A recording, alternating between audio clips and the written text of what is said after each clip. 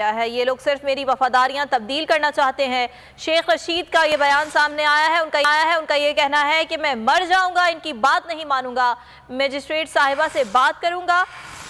احتشام عباسی ہمارے ساتھ موجود ہیں۔ شیخ رشید نے مزید کیا کہا، احتشام بتائیے گا۔ جی بالکل، عوامی مسلم لیگ کے رہنما شیخ رشید جو ہے اس وقت عدالت میں پیش ہو گئے ہیں۔ جو عوامی مسلم لیگ کے رہنما شیخ رشید ہے وہ اڈیالہ جیل سے ان کو جوڈیشل ریمانڈ پر تھے، راداری ریمانڈ کے لیے مری پولیس نے ایک درخواست دی تھی رفت محمود خان کی عدالت میں، اور جو ہے شیخ رشید کو اس وقت عدالت کے اندر پیش کیا گیا۔ دونوں طرف سے دلائل جاری ہیں۔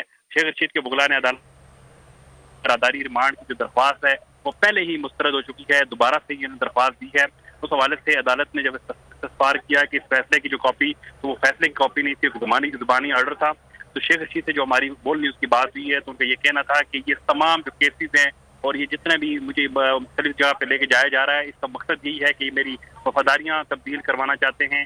میں اپنی وفاداریاں تبدیل نہیں کروں گا، میں ہمیشہ عمران خان کے ساتھ تھا اور اس کے ساتھ رہوں گا۔ اس وقت عدالت کے اندر جو ہے سماعت جاری ہے اور مری پولیس کی جانب سے راداری ریمانڈ کی استدعا کی گئی ہے، جبکہ علی بخاری جو شیخ رشید کے وکیل ہیں انہوں نے راداری ریمانڈ کی جو ہے اپیل کی ہے، مری پولیس نے اس کی مخالفت کی ہے۔ اب عدالت نے جو ہے اس وقت جو ہے دلائل دونوں طرف سے جاری ہیں اور کچھ دیر میں فیصلہ ہو جائے گا کہ کیا شیخ رشید کو مری پولیس کے حوالے کیا جائے گا یا نہیں۔ احتشام اس وقت سماعت جاری ہے، آپ سے مزید بھی جانتے رہیں گے، شکریہ آپ کا۔ شیخ رشید نے اس موقع آپ کو سنواتے ہیں۔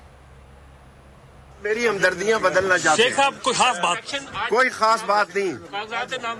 کاغذات نامزدگی ابھی میں مجسٹریٹ صاحب سے ریکویسٹ کروں گا کہ سکروٹنی پہ مجھے بلایا جائے۔ مجھے امید ہے راشد شفیق نے میرے کاغذات جمع کرا دی ہوگی۔ صرف میری ہمدردیاں بدلنا چاہتے ہیں۔ شیخ صاحب کوئی خاص بات نہیں۔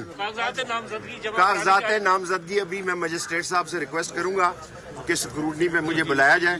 مجھے امید ہے راشد شفیق نے میرے کاغذات جمع کرا دی ہوگی۔ خبروں کا سلسلہ جاری ہے، ابھی وقت ہوا ایک بریک کا، اور بریک کے بعد دیکھیے مزید خبریں۔